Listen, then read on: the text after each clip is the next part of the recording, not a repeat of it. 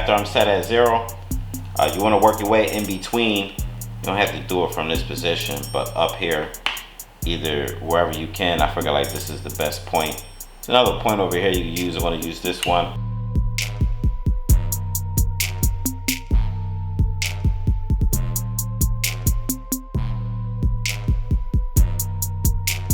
I'm going to be doing some measurements on checking the Crankshaft Endplay.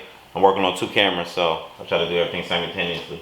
LQ4 engine, which is the Chevy 6-liter, and this is out of my 03 Silverado. Now on this one, I'm going to be, this quick video, probably like less than 10 minutes or 10 minutes, I don't know. But we're going to be talking about the Crankshaft Endplay. There's a certain amount of like movement from like an in and out movement, so we can just put in and out movement. I know that's like fading, but I'll try to like get something darker.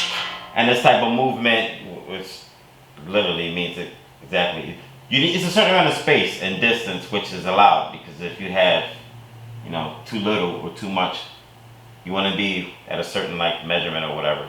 There needs to be movement, but not too much. If there is little movement, then I gotta increase the tolerance. It's basically the space, or I might have to get a bigger bearing or something like that. That all depends. So you gotta like measure before you move forward. If you don't do that, then we don't want to walk and crank. So it's best to just measure. Measuring the bearings is really however you want it to be. If you went to tech school, you should already know how to do this. If you didn't go to tech school, then I don't know how I'm going to be able to help you with this video. But maybe you can start as an introductory course to whatever it is you're doing. I don't know. Make sure you hit the like button, make sure you subscribe and share the video, all of that stuff. I get this type of content out for you, so that way you get a real instructor and not just some salary want to just go to work just because. Now, using this style, you'll see this in tech school. You get a magnetic base which locks on to whatever that's magnetic. It's an iron block. I imagine we know what iron is, right? So you should be able to get some connection on it. Some bases at the bottom, and it's got like a 45-pound pull. That's at least that's what it said. It's a Pittsburgh brand, so whatever. You got a bunch of pivots where it can go up and down, and then it can move from weird angles from another pivot right here. So really you got 2 points where you can make a good adjustment and you can get it on perfect. We're going to get it on there, set it at 0 on this, and all I'm doing is checking the in and out movement. So I'm going to take I got a said like a dead blow, rubber dead blow or something like that. Don't use metal. And I want to hit I took the crankshaft bolt off, so I'm going to hit the where the crankshaft will be basically, or the bolt where it will go at to that surface right there, right? So it has shaft. I'm going to hit that, and just so it's already rear work basically, and I don't want it up like front, so I'm going to like push it back. If you're confused on what movement I'm talking about, then let me put some gloves on, and then you can hear the crankshaft movement. If you hear it in this, because I already measured it before I did the video, I'm within specs, but this is what your crankshaft should be sounding like. So in and out movement is, you hear that? Now you can't see it. Oh, that was like a workout. You can't see it move, but you can hear it. So as long as you hear that, you know you got like a tight clearance if yours sounding like mine. So I'm gonna hook up the tool and leave the view as is in this view, so that way you can see good and you won't see my face or whatever, but just pay attention to my hands and the numbers we're looking for. First thing I'm gonna do is, this is the dead blow I'm gonna be using, so just gonna hit it in. If you wanna take a pry bar or something and wedge in between the journals, the main caps I mean, you can, that's up to you, but I'm just gonna, you don't have to hit it all hard, but make sure it's back. Next, I'm gonna set up the tool, which there's adjustments for my other light just went out. I need to charge it. Honestly, don't care either. I need to charge a lot of lights. Magnetic base, I'm skipping steps, and you got these adjustment points on here. So I'm gonna set it up here, and then I'm gonna put it in the on position. I lock it down so it's stuck and it's not moving. Bam, we good. You shouldn't move at all once you get a set position, or if you want to lock your measurement so you can go back and check it, you can make these adjustments with these dials over here. pay me no mind. I'm like literally skipping stuff or whatever. So I'm gonna adjust this pivot right here, just to place it on it, right? But then I might need to adjust this bottom one just to get it more, just want it perfect. So however you gotta do to make it perfect, it's on there, right? So we're not deep enough. So I'm gonna loosen this so that way it touches.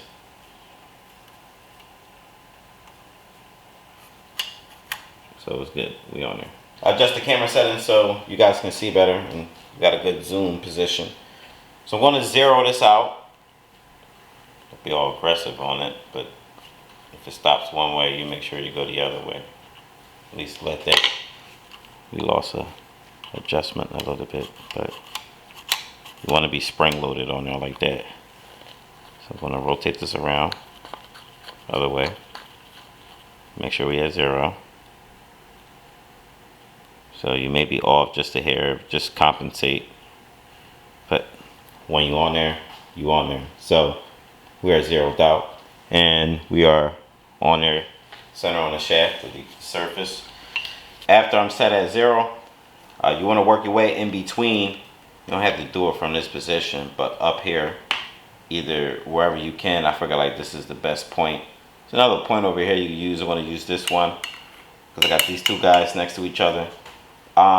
Put the screwdriver in there, it's wedged, and you don't have to like focus time digging it in there because you're gonna lose your measurement. But once you get it in there, thrust it forward and hold the position, and you can lock it down on a dial indicator, or you just watch the footage back and then check your own stuff if you're recording, or I don't know how you're doing it at the same time. Just take a mental snapshot of it and move forward, or you can lock it in. There's a knob on top of the dial indicator to like lock it in. Thrust it forward, get your measurement and compare it to the specs on the board. Put it in now and then thrust it forward, and let's pay attention to our number. Ready?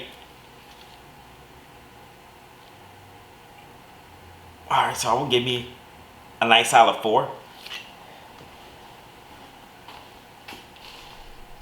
Measurement, I got, if I can find a good one to write with, probably be this guy. The measurement I got, my specs, were, what'd I say? I said it was 4, really it was 3. I was looking at it wrong. So I had 3/1000 of an inch. And what's the range I got? You know, a little play I got between 2 and 8/1000 of an inch, which puts me at 3. We just made the cut basically. Even if I was at a 2, I'm cool. But you want to be in that range. And this is for like, just put stock on top too. This is like a stock build basically. When I say a stock build, which means like, even though I'm 20 over basically, that don't mean like I did anything like crazy significant, because I'm going to be putting everything back original stuff. So I didn't, when I'm saying stock build, it's a rebuild, but I'm OEM to a degree or whatever, and then I can get away with OEM and still get performance real good. You saw one of my videos where I did gap the rings, just enough where I could add a little bit of boost, but I'm not concerned about too much. I've changed my mind. I'm not just going to go regular stock and then just be beefed up and then literally just call it a day. I just want longevity, so it's a stock build for longevity.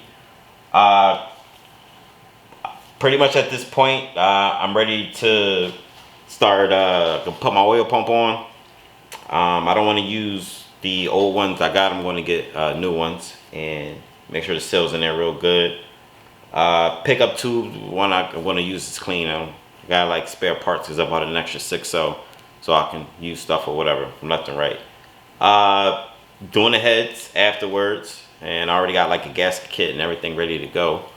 The rear mainsail, get that sturdy, time and chain, and literally I could just comfortably just like walk backwards. I prolonged this because I be busy doing other stuff, so when I do my own personal stuff, I don't get to just like sit down. It's not easy always for me to do my own stuff or just have like a second. I gotta force myself to, sorry about that little itchy on my mustache, a little weird. I just feel I do everybody's stuff and don't do my stuff. So when I want to do my stuff or whatever, it's clear this. I knew I was in spec. I just wanted to see for myself, and I wanted to do a video, so that's why I like prolonged it, and I didn't make it like an important. So I already told y'all like my future plans for my LK4 build from the bottom up. This is a full build, not like a half-ass or now we did the block right. So now we can start dressing it up and then move forward. If you guys got like questions how I went about it, watch my old videos, I put information in it. Like a lot of the stuff I did, which parts I chose, I can let you know these things if you got confusion on like which crank to get and maybe certain tolerances or specifications, whatever it is you confused on, I probably could like help you out. I'm doing it in this application.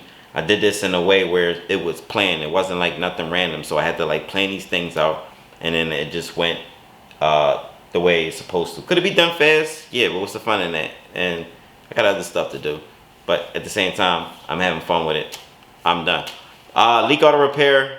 I hit the like button, hit the subscribe button, and I think I want to do a video of me put my oil pump in, put my heads and doing everything. No, I'm going to Speedy Gonzalez. I have to because I'm already past the half point. I needed this to go back together. And thinking about doing a trans rebuild on my, I got a 4L80. I want to do the two-wheel drive 4L80, and I like that. I want to do the rebuild on that, and just to freshen up, you know, rebuild engine, rebuild transmission, and I'm on a road, I'm making money, and that's what it is.